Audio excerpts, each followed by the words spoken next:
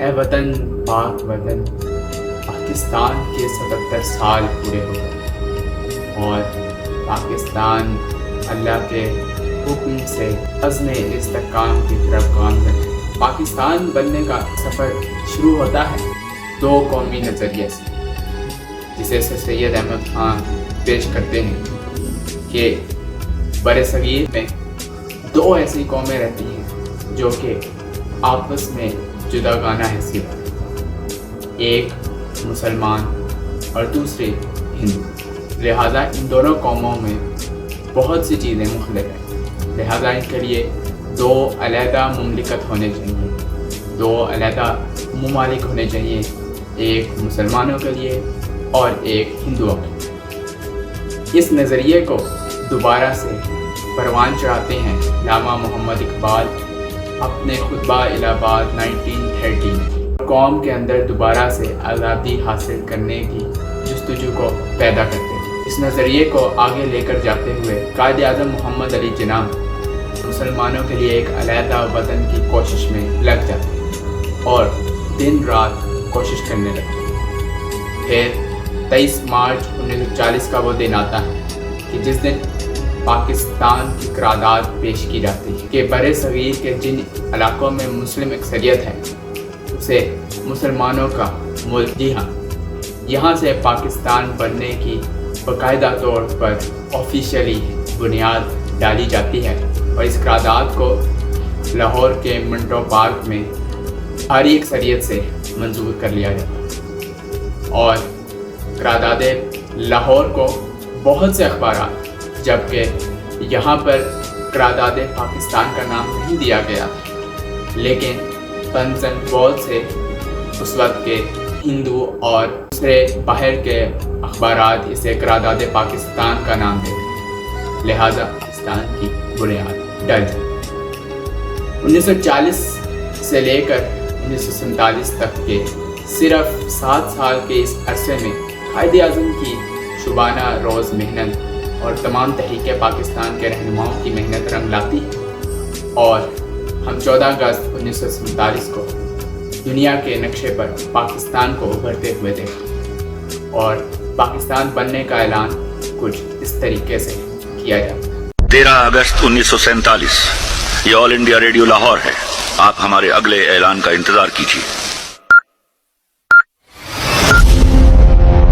14 اگست 1947 یہ ریڈیو پاکستان لاہور ہے، آپ کو پاکستان مبارک۔ اس کے بعد پاکستان بن جاتا ہے اور قائد اعظم محمد علی جناح اس پاکستان کے پہلے گورنر جنرل منتخب ہوتے ہیں۔ پاکستان حاصل کرنا برصغیر کے مسلمانوں کا ایک خواب تھا جو اب پورا ہو چکا تھا، کیونکہ وہ ظالم سے بہت زیادہ تنگ آ چکے تھے برصغیر میں اور اب یہ نعمت ان کو مل چکی۔ مسلمانوں کی اس اسٹرگل، قائد اعظم کی شبانہ روز محنت اور تحریک پاکستان کی تمام رہنماؤں کی محنت رنگ لائی اور پاکستان بنی۔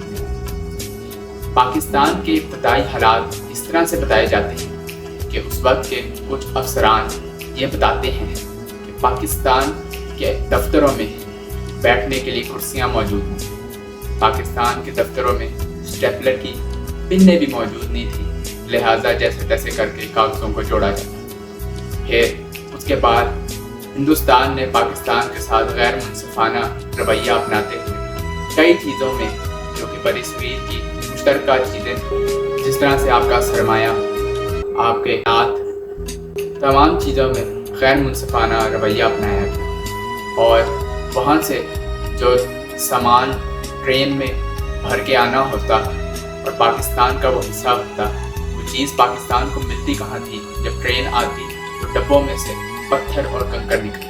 اسی طرح پاکستان کے حصے میں 2 جہاز آنے تھے، جبکہ پاکستان کو صرف ہندوستان نے 1 جہاز دیا اور دوسرا جہاز رکھ لیا اور اس جہاز کو بھی خراب کر کے دیا۔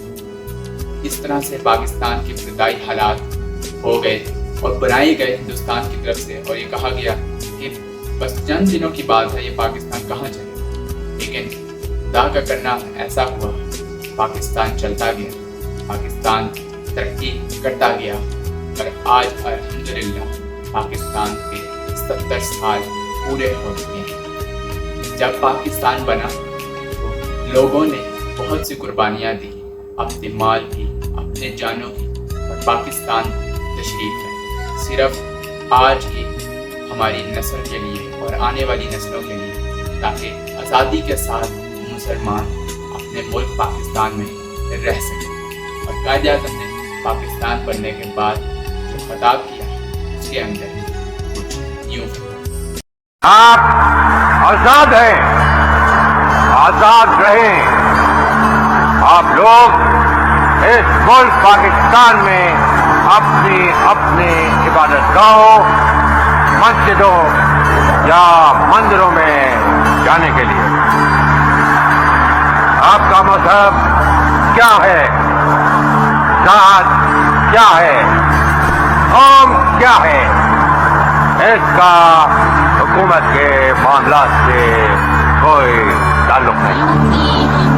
آزادی کی دنیا ہوئی حیران، ہے قائد اعظم تیرا احسان ہے احسان۔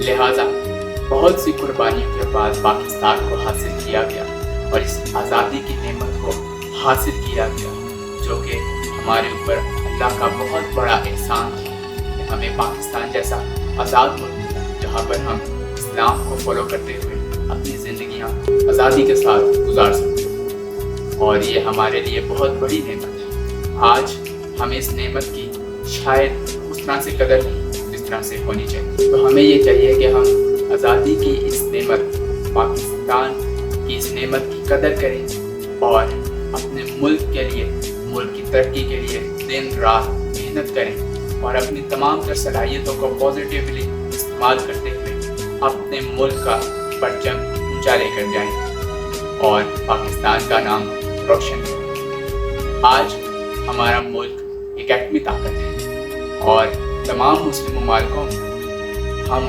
واحد ایٹمی قوت ہیں۔ یہ اللہ کا ہم پر احسان ہے۔ اللہ نے ہمیں بہت سی نعمتوں سے نوازا ہے۔ ہمارے پاس ہر طرح کا موسم ہے، ہمارے پاس ہر طرح کی صلاحیت ہے، ہر طرح کا ٹیلنٹ ہے۔